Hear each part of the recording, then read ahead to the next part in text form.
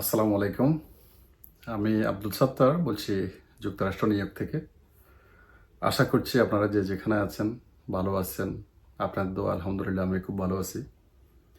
আজকে আমি যে কথাটি বলতে আপনাদের সামনে এসেছি সেটি হচ্ছে আমেরিকায় যে স্টুডেন্টরা স্টুডেন্ট ভিসা নিয়ে আসে, এই স্টুডেন্ট ভিসাটা নিয়ে অনেকের অনেক ধরনের কৌতূহল, অনেকের অনেক মতামত। অনেকে বলে যে স্টুডেন্ট ভিসা আবার কীভাবে আমেরিকা যায়। আবার অনেকেই বলে যে আমি অনেকবার ট্রাই করেছি, আমি ভিসা পাইনি। অনেকে আবার কিন্তু না ট্রাই করেই কিন্তু বলে যে এটাই সম্ভব না।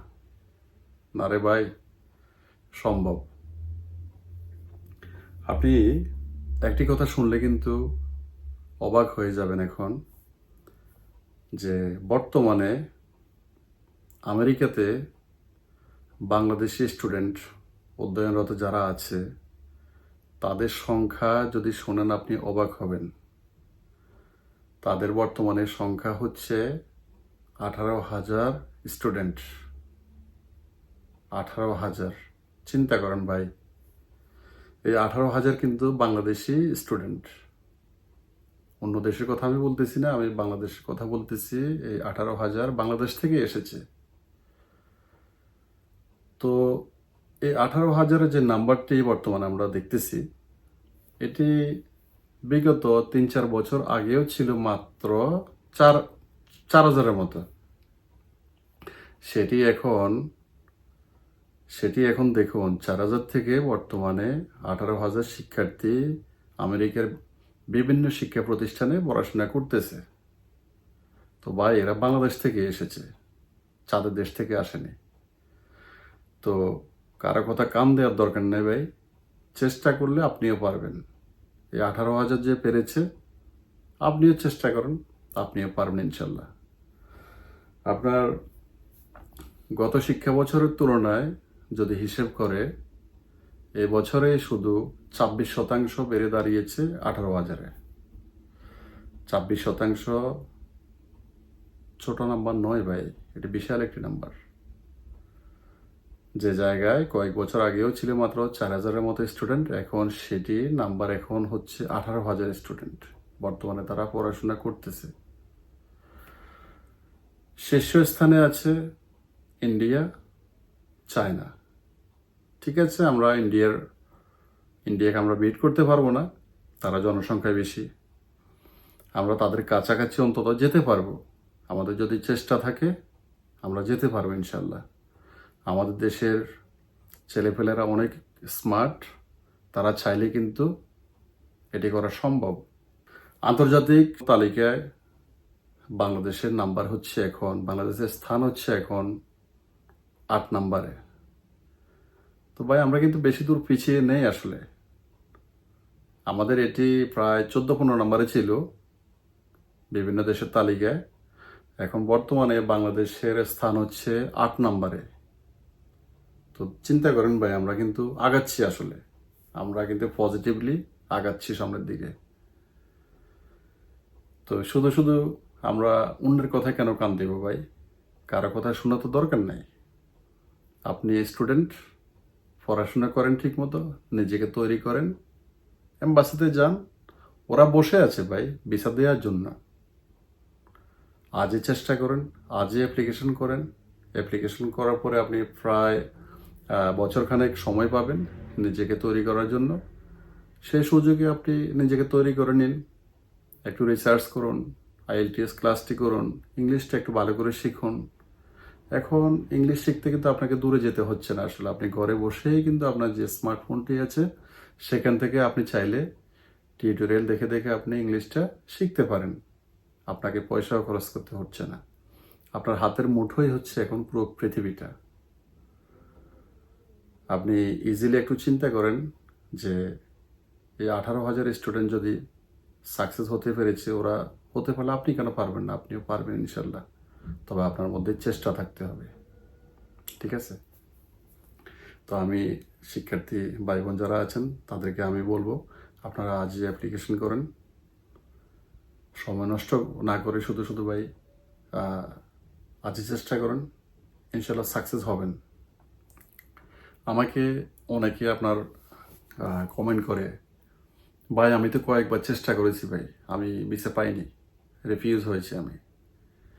তো আপনি যদি তৈরি হয়ে যদি না যান, আপনাকে ভিসা কীভাবে দিবে? এখন আমেরিকার এম্বাসি কিন্তু বসে আছে আপনাকে ভিসা দেওয়ার জন্য।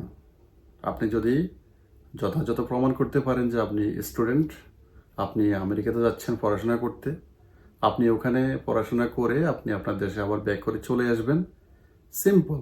এই জিনিসটা যদি আপনি প্রমাণ করতে পারেন, আপনাকে কে আটকাবে? আর আপনি ভিসা পাবেন, ভিসা নিয়ে আপনি সোজা চলে আসবেন আমেরিকাতে, এসে এখানে সেটেল হবেন, পড়াশোনা করবেন।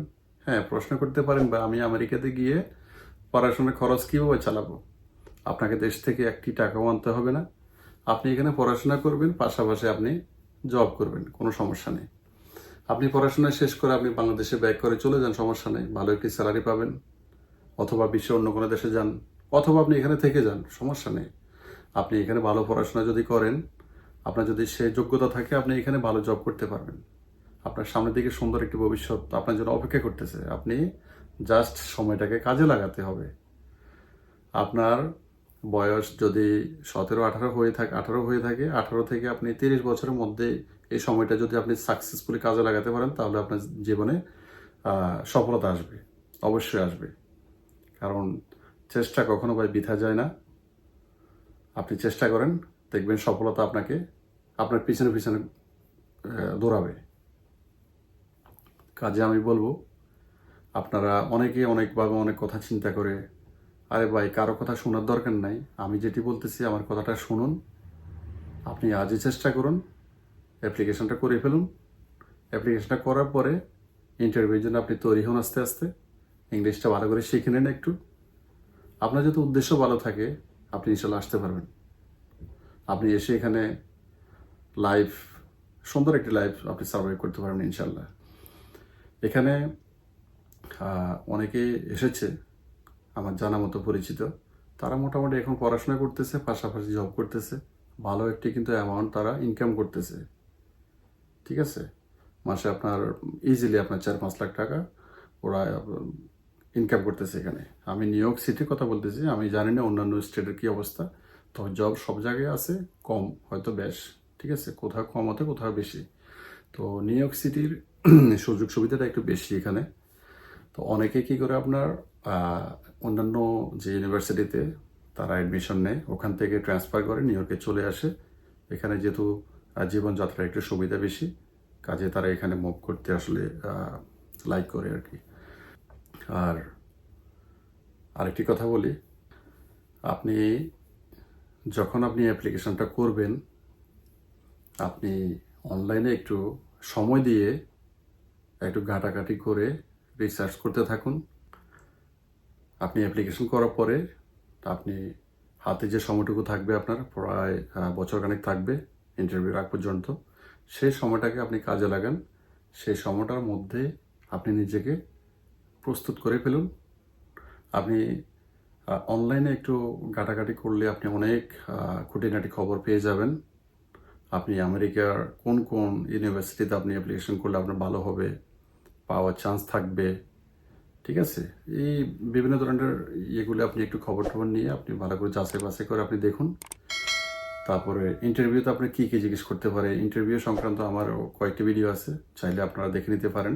আবার অনেকের অনেক টিউটোরিয়াল আছে ইন্টারভিউ সংক্রান্ত, ওগুলো আপনারা দেখে দেখে আপনারা একটু আইডিয়া নিতে পারেন, সমস্যা নেই। আপনারা ঘরে বসে বসে কিন্তু এই কাজগুলি আপনারা করতে পারেন। আর ইংলিশটা আমি অবশ্যই বলবো, ইংলিশটা আপনারা শিখে নেবেন। অনেকে আমাকে জিজ্ঞেস করে, কমেন্ট করে যে ভাই ইংলিশ না জানলে কি হবে? বা ইংলিশে আপনার ইন্টারভিউটা তো ইংলিশে হবে না, আপনার বাংলাতে ইন্টারভিউ হবে, সমস্যা নেই। কিন্তু ইন্টারভিউ আপনি যেহেতু আমেরিকাতে আসবেন পড়াশোনা করতে, তো আপনার ইংলিশ জানাটা তো দরকার ভাই। আপনি এখানে কমিউনিকেশন কীভাবে করবেন, কথাবার্তা কীভাবে বলবেন?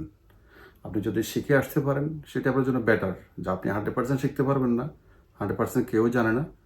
আপনি অন্তত যে চলার মতো যে যেটা দরকার, বেসিক যে ইংলিশগুলি, সেগুলো অন্তত শিখে আসুন। বাকিটা আপনি এখান থেকে আপনার দৈনন্দিন জীবনের সাথে সাথে আপনি বাকিটা ক্যাচ করতে পারবেন, কোনো অসুবিধা নেই। তো কাজ আমি বলবো ভাই, সময় নষ্ট করেন না, আপনারা যান, চেষ্টা করুন। আর যদি কোনো এজেন্সির নাম্বার লাগে, আমার কাছে কয়েকটি এজেন্সির নাম্বার আছে, আমি কয়েকজন থেকে নিয়েছি। যারা যারা কয়েকজন আমার জানা মতো যারা যারা এখানে আসছে ওই এজেন্সিগুলোর মাধ্যমে, তো আমি চাইলে তাদের নাম্বারগুলো দিতে পারবো। গ্যারান্টি আমি দিতে পারবো না, কারণ এটি আমি অন্য থেকে নিয়েছি, অন্যদের কাছ থেকে আমি এই নাম্বারগুলো নিয়ে রেখেছি। যদি আপনাদের লাগে আমি দিতে পারবো, সমস্যা নেই। আর যদি আপনাদের কোনো কিছু জানার থাকে আমাকে কমেন্ট করবেন, আমি যথাসাধ্য চেষ্টা করব যে আমি আপনাদের কমেন্টের উত্তর দিতে যতটুকু পারি আমি ইনশাল্লাহ হেল্প করব, ঠিক আছে? তো আপনাদের সবাই সুন্দর একটি উজ্জ্বল ভবিষ্যৎ কামনা করি।